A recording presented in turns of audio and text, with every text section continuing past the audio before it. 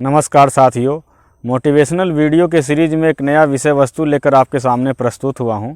और आज का विषय वस्तु है, क्या आराम हराम है या छुट्टी कैसे मनाएं, छुट्टी कब मनाएं। तो साथियों, एग्ज़ाम का वक्त है, 10th का बोर्ड होने वाला है, 12th का बोर्ड होने वाला है, बहुत सारे छात्र कंपटीशन देने वाले हैं। और बहुत ही अच्छी बात है कि ठंडे दिनों में हमारी कैपेसिटी जो होती है वो काम करने की अच्छी होती है। लेकिन इसके साथ साथ इसका दूसरा वर्जन भी यह है कि ठंड के दिनों में हमें आलस से भी ज़्यादा लगता है, हम रज़ाई और कंबल को छोड़ना नहीं चाहते हैं।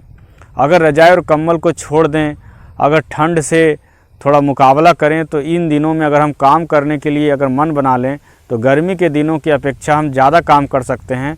भले ही अभी दिन की लंबाई जो होती है ठंडे दिनों में वो कम होती है, लेकिन आलस से मनुष्य का महान शत्रु कहा गया है। और आराम करने का मन, रुक जाने का मन, थक जाने का मन तब होता है जब हम देखते हैं कि दूसरे लोग आराम कर रहे हैं, दूसरे लोग सोए हुए हैं, दूसरे लोग एंजॉय कर रहे हैं।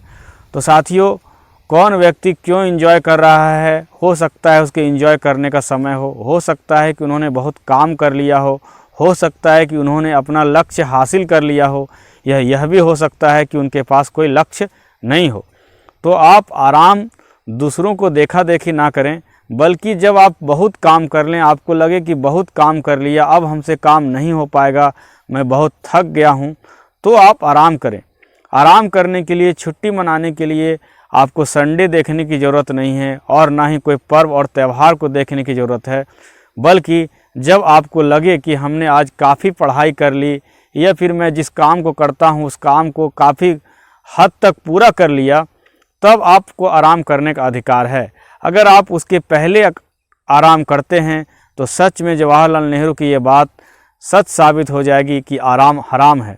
जब तक आपने एक निश्चित कोटा भर मेहनत नहीं किया, जब तक आप अपने लक्ष्य की तरफ 2-4 कदम आगे बढ़ नहीं गए, तब तक अगर आप आराम करते हैं, तब अगर आप एंजॉय करते हैं, छुट्टियां मनाते हैं, पर्व त्यौहार मनाते हैं, जश्न मनाते हैं, पार्टियों में शामिल होते हैं, तो सच ही कहा गया है कि आराम हराम है।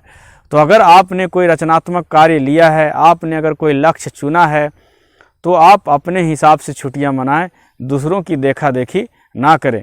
और कहा जाता है, क्रिकेट का यह नियम है कि इजी बॉल पर, आसान बॉल पर खिलाड़ी जो होते हैं वो चौका और छक्का लगाते हैं, बाकी जो कठिन बॉल होते हैं उसको रक्षात्मक तरीके से खेलते हैं। तो ये ठंडा का दिन जो होता है वो इजी दिन होता है। इन दिनों में आप चौका छक्का लगा सकते हैं। और बहुत अच्छी बात है कि अधिकांश पर्व त्यौहार जो है, छठ, दिवाली, दुर्गा पूजा, वो चला गया है।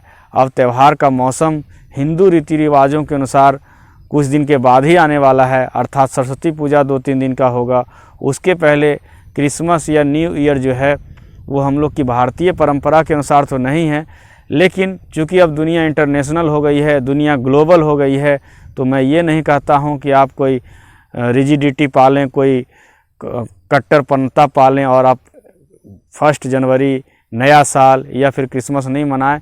आप उसको भी मनाएं, लेकिन आप देखें कि हमने अपने सफलता की तरफ कितने कदम आगे बढ़ाए हैं। और आप जब एंजॉय कर रहे हो उस समय भी आपको याद रहे कि हमको कितना देर एंजॉय करना है और फिर तुरंत अपने लक्ष्य की तरफ बढ़ना है। क्योंकि मार्च अप्रैल में एग्ज़ाम होंगे, फरवरी में भी एग्ज़ाम होना शुरू हो जाएंगे, और इसका रिज़ल्ट जो है मई, जून, जुलाई में आने लगेगा। और उस समय पेपर में आएंगे, टीवी में आएंगे कि फलाना स्टेट का बच्चा स्टेट टॉप कर गया, कंट्री टॉप कर गया, इस एग्ज़ाम को कंप्लीट कर गया, क्रैक कर गया। और उस समय आपको लगेगा कि वो कर गया, लेकिन मैं क्यों नहीं कर पाया। तो इसका कारण है कि उन्होंने ठंडा को ठंडा नहीं समझा, उन्होंने अपने कई सगे संबंधियों की शादी अटेंड नहीं की, उन्होंने बहुत सारे जो भटकाव थे जीवन में, बहुत सारे जो मेले थे, बहुत सारे जो खेले थे, उन मेलों में, उन खेलों में उन्होंने अपना वक्त नहीं गंवाया। और कहा जाता है कि जब दुनिया सोती है और उस समय जो जागता है वही व्यक्ति सफल होता है।